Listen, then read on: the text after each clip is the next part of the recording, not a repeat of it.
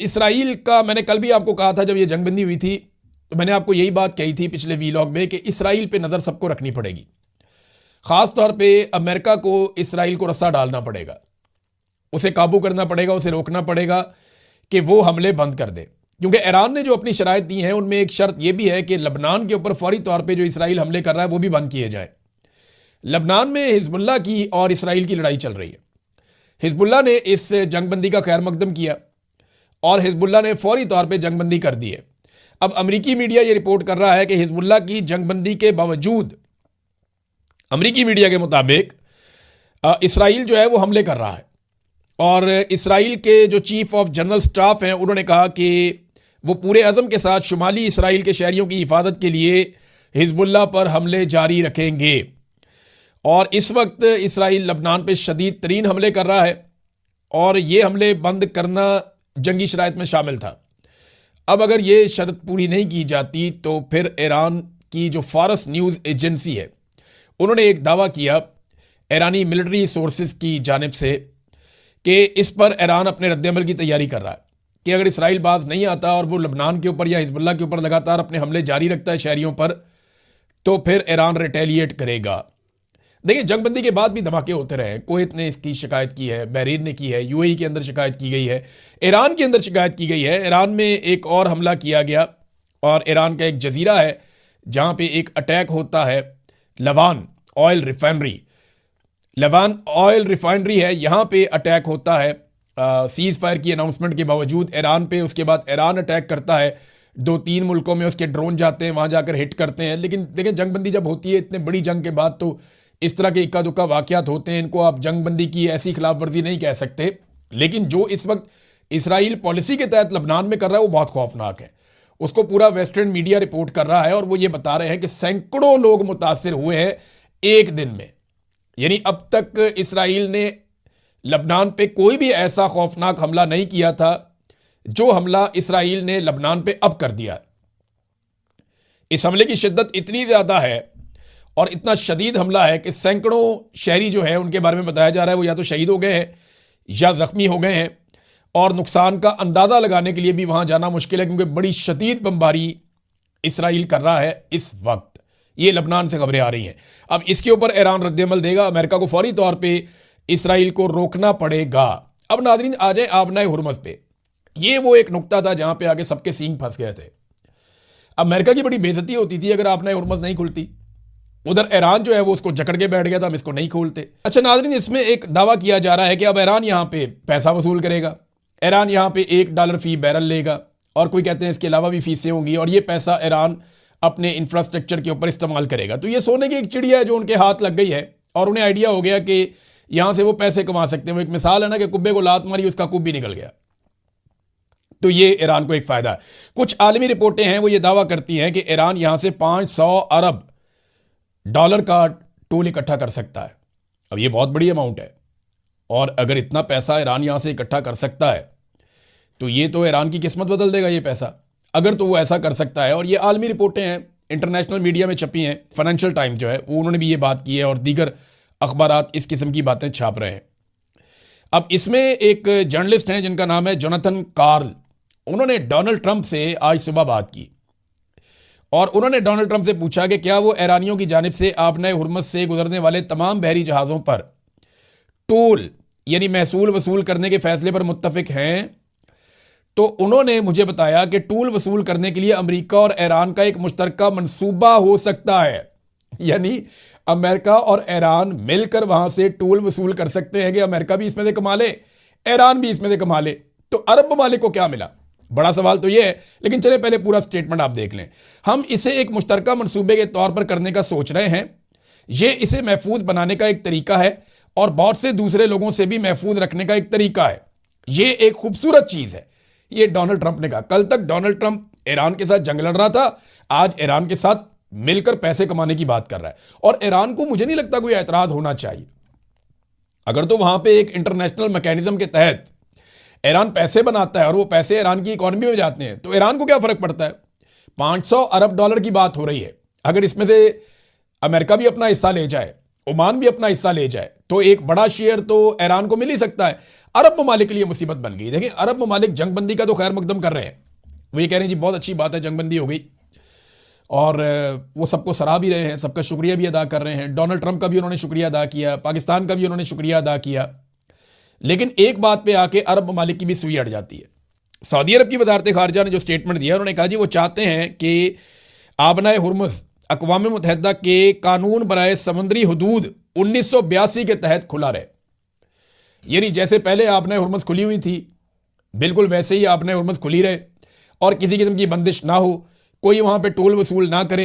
Iran ये कह रहा है कि जनाब हम इसको खोलेंगे ज़रूर, हमारा जब फ्रेमवर्क तैयार हो जाएगा, इत्तफाक राय हो जाएगा मुज़ाकरात के लिए अमेरिका के साथ, तो हम इसको ज़रूर खोलेंगे आबनाए हुर्मुज़ को, मगर ये ईरानी फ़ौज के साथ कोऑर्डिनेशन की लाजमी शर्त के तहत होगा। यानी आबनाए हुर्मुज़ को 2 हफ्ते के लिए हम खोलेंगे, लेकिन शर्त क्या होगी कि ईरानी फ़ौज के साथ ये सारा कोऑर्डिनेटेड होगा और ईरानी फ़ौज की कोऑर्डिनेशन में ये आबनाए हुर्मुज़ खुलेगा। ऐसा नहीं है कि पहले की तरह ओपन हो जाएगा। वो ईरान ने पहले भी कहा था कि आबनाए हुर्मुज़ उस शक्ल में कभी वापस नहीं जाएगा जिस शक्ल में किसी दौर में हुआ करता था। ईरानी सदर का भी नाज़रीन एक स्टेटमेंट आया, ये स्टेटमेंट भी मैं आपको पढ़ के सुना देता हूँ। ईरान के मतलूबा अवामी उसूलों की कबूलियत के साथ ये जंगबंदी हमारे अजीम शहीद कायद खामनाई के खून का समर और तमाम अवाम के मैदान में हाजिर रहने का नतीजा है। वो ये कह रहे हैं कि ये जो हमें कामयाबी मिली है ये हमारी शराइत पे मिली है और इसकी वजह आयतुल्लाह अली खामनाई की शहादत है, उनकी कुर्बानी है और अवाम का इकट्ठे रहना है। आज से भी हम इसी तरह एक दूसरे के साथ खड़े रहेंगे, चाहे वो सफारतकारी का मैदान हो, दिफा का महाज हो, गली कूचों का मंजर हो या खिदमत खलक का शोबा हो। और आखिर में उन्होंने एक नारा लिखा कि हमारा साथ होना ही फतह है। ये ईरान में ट्रेंड भी कर रहा है कि हमारा एक साथ होना हमारी फतह है। ये ईरानी सदर का स्टेटमेंट है और उन्होंने इसको कामयाबी करार दिया ईरानी अवाम की और ईरान की रेजिलियंस की। देखिए ये बात हमें माननी पड़ेगी। डोनाल्ड ट्रंप को मुज़ाकरात की टेबल पे जिस तरीके से आना पड़ा और ईरान की शराइत माननी पड़ी और पाकिस्तान को फेस सेविंग के लिए उसे राब्ता करना पड़ा। पाकिस्तान ने डोनाल्ड ट्रंप को फेस सेविंग ही देनी थी और देनी भी चाहिए थी, क्योंकि जंगबंदी में सबका भला था, सबसे ज़्यादा पाकिस्तान का भला था। पाकिस्तान एक गरीब मुल्क है, हम एक बिला वजह की नई मुसीबत में हमें नहीं घिरना चाहिए था। जंगबंदी शानदार चीज़ है और पाकिस्तान को इसका बहुत फ़ायदा भी होगा। अब पाकिस्तान को ईरान से तेल भी लेना चाहिए, रशिया से तेल भी लेना चाहिए, चीज़ों को नॉर्मलाइज करना चाहिए। ईरान पे से पाबंदियाँ उठेंगी तो हमारी जो गैस पाइपलाइन है वो भी आगे बढ़ेगी और पाकिस्तान को इसका बहुत फ़ायदा होगा। पाकिस्तान को फ़ायदा होगा तो हर पाकिस्तानी को फ़ायदा होगा और हर पाकिस्तानी को इस पर खुश होना चाहिए। बस कॉपी पेस्ट वाली हरकतें ना करें, उससे जो है वो सुबकी हो जाती है। आलमी सतह पे पूरा दुनिया का मीडिया जो है वो मजाक उड़ा रहा है। तो पाकिस्तान के प्राइम मिनिस्टर को अपनी नालायकियों से थोड़ा सा गुरेज करना चाहिए। बड़ा मुल्क है, थोड़ी जिम्मेदारी का मुजाहरा करना चाहिए। तो नाज़रीन अब ऐसा दिखाई देता है कि ये जो डील है इसमें बहुत सारे माली फ़ायदे उठाने की अमेरिका भी कोशिश करेगा, ईरान भी कोशिश करेगा और मुझे उम्मीद है कि मुस्तकिल जंगबंदी हो जाएगी।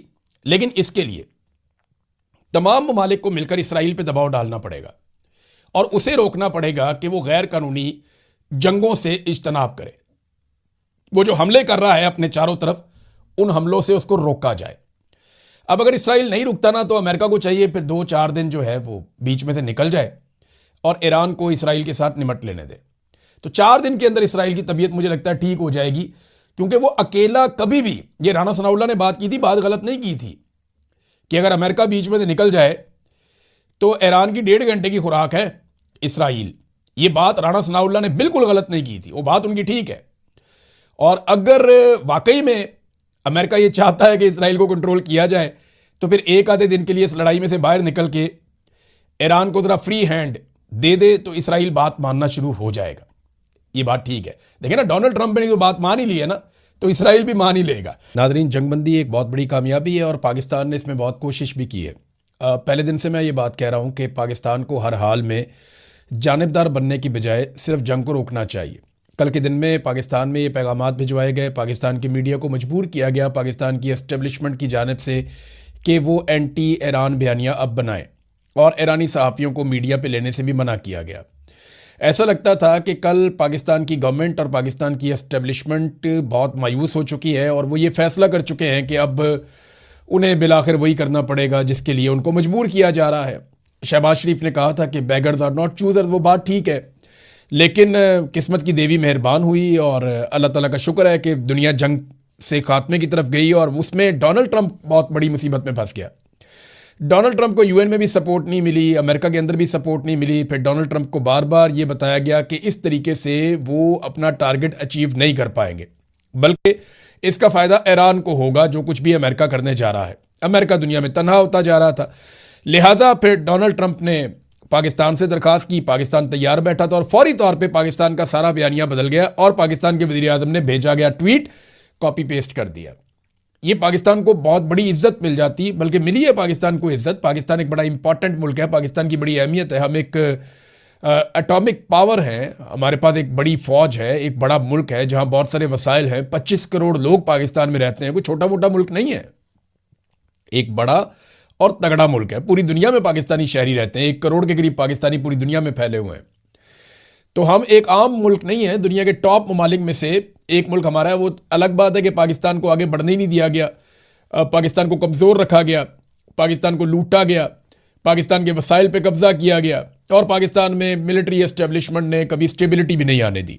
बहरहाल शहबाज शरीफ की कॉपी पेस्ट वाली हरकत ने कई किए किराए पे जो है वो पानी फेरा, मगर अच्छी बात यह है कि जंगबंदी हो गई। अब जंगबंदी हो गई है तो फौरी तौर पे पेट्रोलियम मसनूआत की कीमतें नीचे गई हैं। तो पहली उम्मीद तो यह है कि शहबाज शरीफ से कि पेट्रोलियम की जो कीमतों में पाकिस्तान में इन्होंने इजाफा किया था वो फिल फौर वो इजाफा वापस लिया जाए। लेकिन जब इजाफा किया था तो फौरन कर दिया था। हालांकि इन्हें बताया जा रहा था कि पुराना पेट्रोल अभी मार्केट में पड़ा हुआ है, अभी पाइपलाइन में पड़ा हुआ है, आपके पास बहुत सारा पेट्रोल मौजूद है, ये हरकत ना करें। तो इन्होंने कहा नहीं जी, हमने तो आइंदा भी तो खरीदना होता है, तो हम अभी महंगा करेंगे। इन्होंने पहले ही महंगा कर दिया। अब इसी तरह से जब पेट्रोल सस्ता हो रहा है आलमी मंडी में, तो इनको फौरी तौर पर सस्ता करना चाहिए। और याद रहे, इस पूरी जंग के दौरान कभी भी पेट्रोल उतना महंगा नहीं हुआ जितना महंगा इमरान खान साहब के दौरे हुकूमत में हो गया था।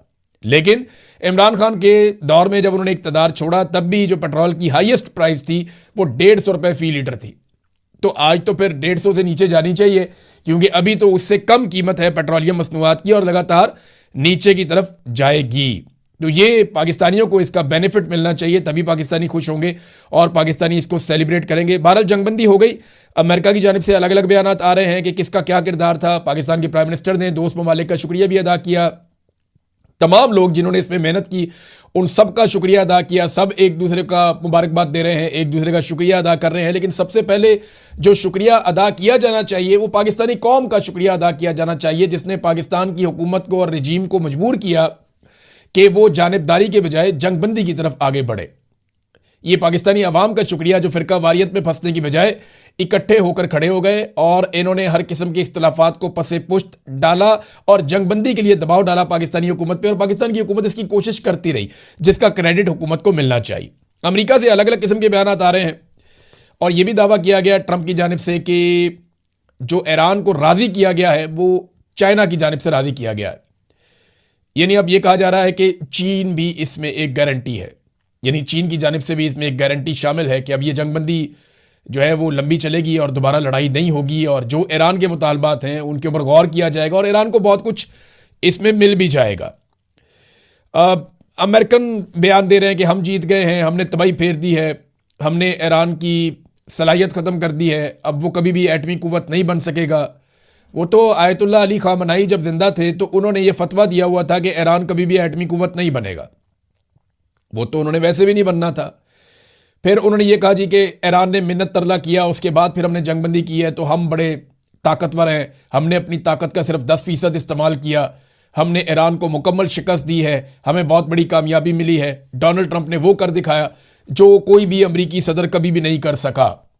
40 दिनों के अंदर डोनाल्ड ट्रंप ने करिश्मा करके दिखा दिया। ये अमेरिका के स्टेटमेंट हैं, ऊपर नीचे आ रहे हैं, डोनाल्ड ट्रंप के अपने स्टेटमेंट भी आ रहे हैं। डोनाल्ड ट्रंप ने एक तो ये भी कह दिया जो ईरान को हथियार देंगे उनके ऊपर 50% टैरिफ भी हम लगा देंगे। लेकिन असल में क्या होने जा रहा है वो मैं आपको बता देता हूं कि देखें,